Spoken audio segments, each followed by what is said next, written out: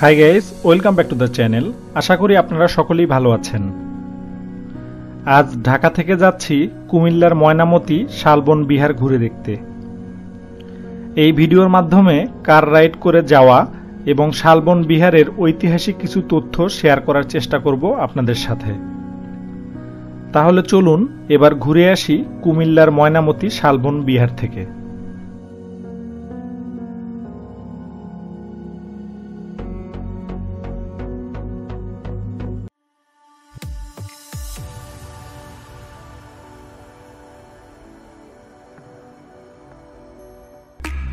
আগের থেকেই প্ল্যান করে রেখেছিলাম, তাই সকাল সকাল বেরিয়ে পড়লাম বাসা থেকে। এখন সময় সকাল ৮টা। আজ সকাল থেকেই বৃষ্টি শুরু হয়েছে, এর মাঝেই বেরিয়ে পড়লাম। খিলক্ষেত থেকে কুমিল্লার ময়নামতি শালবন বিহারের দূরত্ব প্রায় ১০০ কিলোমিটার। গুগল ম্যাপের তথ্য অনুযায়ী এ পথ যেতে প্রায় ৩ ঘন্টার মতো সময় লাগবে। আমরা পূর্বাচল হয়ে রূপগঞ্জ দিয়ে গিয়ে উঠব কাঁচপুরের চিটাগাং হাইওয়েতে।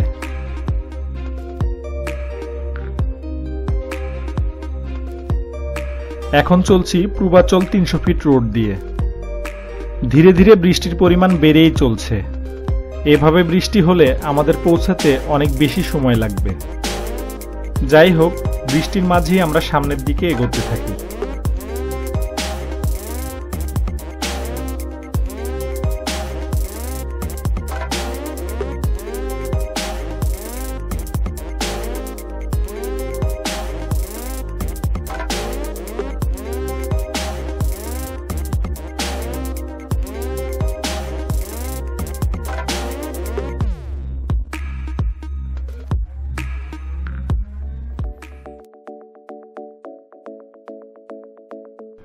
কাঞ্চন ব্রিজ পার হয়ে এখন আসলাম টোল প্লাজার সামনে।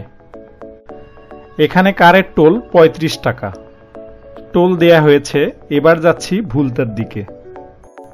আমার মনে হয় ঢাকার ভেতর দিয়ে যাওয়ার থেকে এপাশ দিয়ে গেলে বেশ অনেকটা সময় কম লাগে।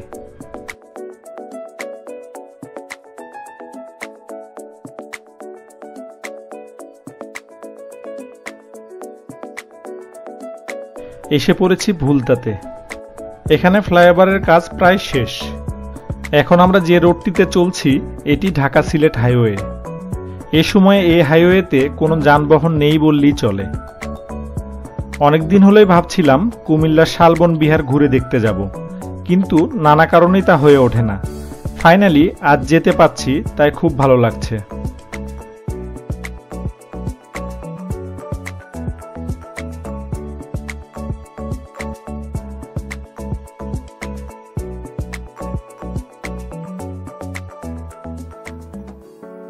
আমরা এসে পড়লাম কাঁচপুর ব্রিজের পাশে ঢাকা চিটাগাং হাইওয়েতে। আপনারা হয়তো অনেকেই জানেন এখান থেকে ঢাকা চিটাগাং 4 লেন হাইওয়ে শুরু। যাই হোক, লেটস রাইড নাও।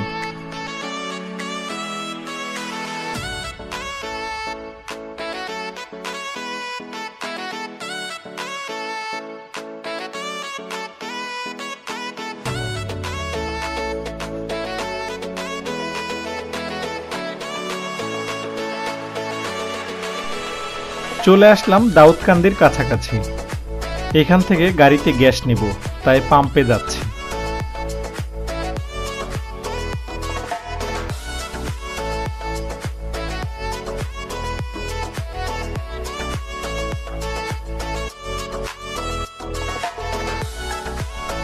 গ্যাস নেওয়া হয়েছে, এবার সামনে এগোনো যাক।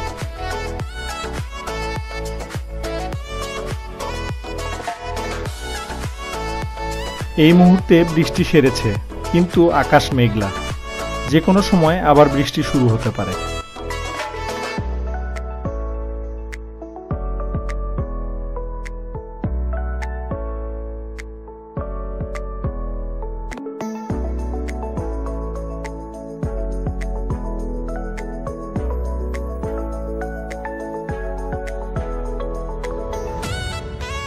আমরা এসে পড়েছি মেঘনা ও গোমতী ব্রিজের টোল প্লাজার সামনে।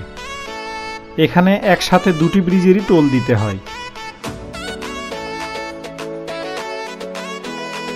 প্রাইভেট কারের টোল ৬৫ টাকা। টোল দেয়া শেষ, সামনেই বোধহয় যানজট শুরু।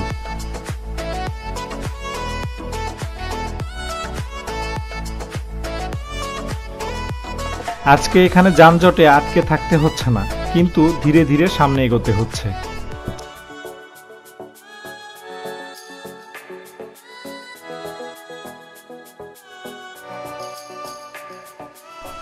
ধীরে ধীরে আমরা এসে পড়লাম মেঘনা ব্রিজের উপরে। এই ব্রিজের উপরে প্রায় সব সময় অনেক বেশি যানবাহনের প্রেসার থাকে, তাই ধীর গতিতে পারাপার হয়, আর সেজন্যই দুপাশে বিশাল যানজটের সৃষ্টি হয়। দ্বিতীয় মেঘনা ব্রিজটির কাজ শেষ হলে আশা করা যায় এই যানজট আর থাকবে না।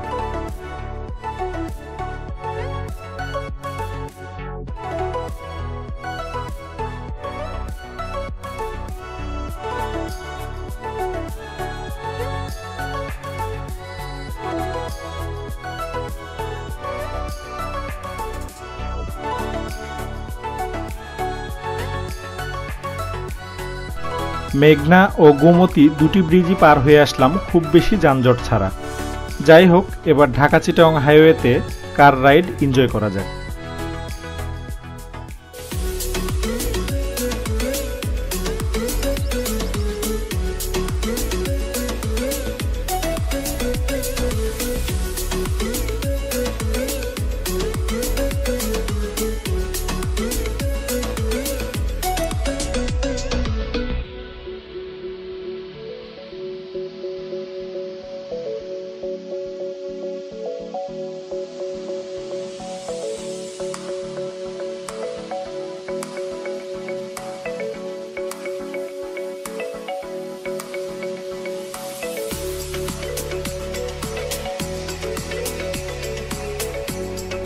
আকাশে মেঘ থাকার কারণে এ সময়ে ওয়েদার ও চারপাশের দৃশ্য খুব সুন্দর লাগছে।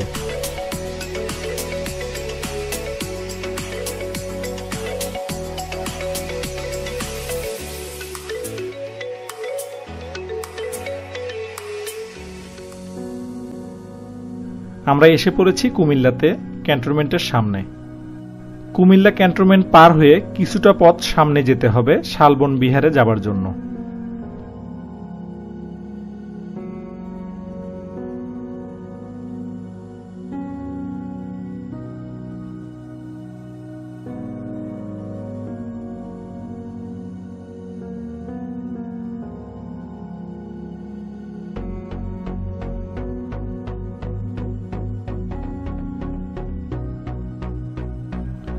এসে পড়েছি ময়নামতি শালবন বিহারে যাবার রোডের কাছে। এখানে ডান পাশে টার্নিং নিতে হবে।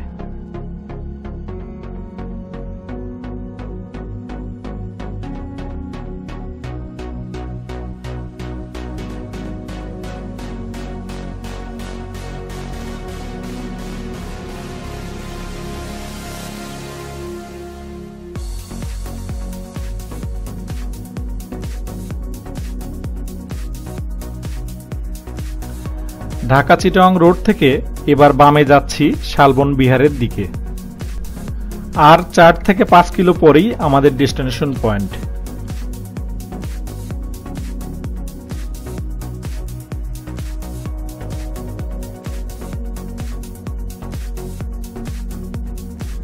আমরা এসে পড়েছি কুমিল্লা পলিটেকনিক্যাল ইনস্টিটিউটের সামনে। ঠিক এর পাশ দিয়েই যেতে হবে শালবন বিহারে।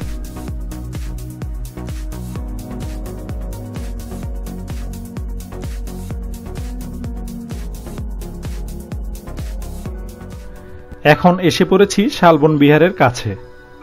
ডান পাশে বৌদ্ধ মন্দির আর বাম পাশে প্রাচীরে ঘেরা শালবন বৌদ্ধ বিহার। আমরা পৌঁছে গেছি আমাদের আজকের ডেস্টিনেশন পয়েন্টে। ঢাকা থেকে এখানে আসতে আমাদের প্রায় 3 ঘন্টা সময় লেগেছে। শালবন বিহারে প্রবেশ করতে হলে এখান থেকে টিকিট নিতে হবে। টিকিটের মূল্য পার পারসন 10 টাকা। এখানে শালবন বিহার ছাড়াও আরও রয়েছে ময়নামতি জাদুঘর। আপনি চাইলে জাদুঘরটিও ঘুরে দেখতে পারেন। টিকিট নিয়ে এখন যাচ্ছি শালবন বিহারের দিকে।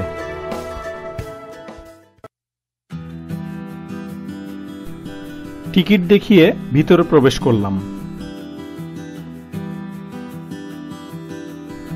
বেশ অনেকটা জায়গা নিয়ে এই শালবন বিহার। চলুন সামনের দিকে যাই।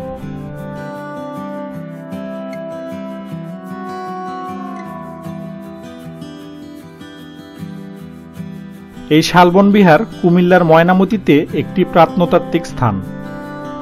ভারতীয় উপমহাদেশের সবচেয়ে বিখ্যাত বৌদ্ধ বিহারগুলোর মধ্যে এটি একটি এবং দেশের অন্যতম গুরুত্বপূর্ণ প্রত্নতাত্ত্বিক স্থান। পুরো বিহারটি ঘুরে দেখতে আরো সামনের দিকে যাই এবং এরই সাথে আরো কিছু তথ্য শেয়ার করি।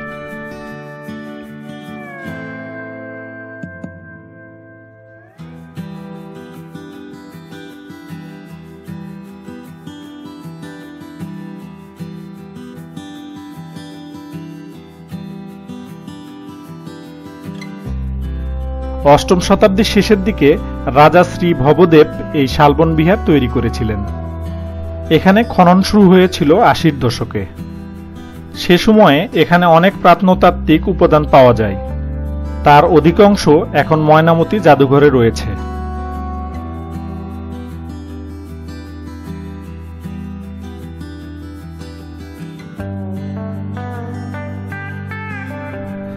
আগে এটি শালবন রাজার বাড়ি নামে পরিচিত ছিল, কিন্তু খননের পর বৌদ্ধ মঠ উন্মোচিত হয়। তারপর থেকে এটি শালবন বিহার নামেই পরিচিত হয়।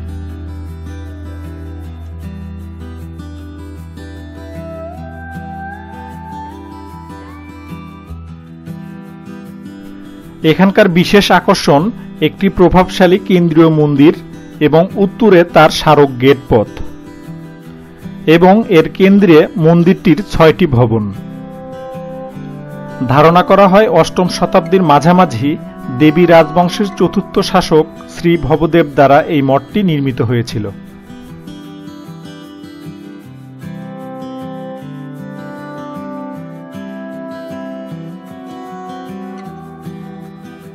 এটি বৌদ্ধ ছাত্রদের জন্য রাজকীয় প্রাসাদ ছিল। এই প্রাসাদটি লালবিবি জঙ্গলের সীমান্তে বা বাহিরে নির্মিত হয়েছিল। এখানে প্রতিদিন অসংখ্য পর্যটক আসে এই প্রত্নতাত্ত্বিক স্থানটি ঘুরে দেখতে।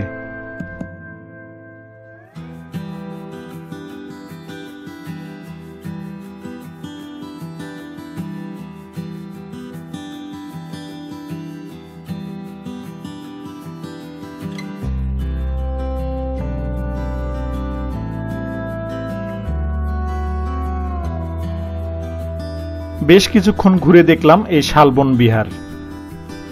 এবার ফিরে যাবার পালা, আর এরই সাথে পরবর্তী ভিডিও দেখার আমন্ত্রণ জানিয়ে আজকের মতো এখানেই বিদায়।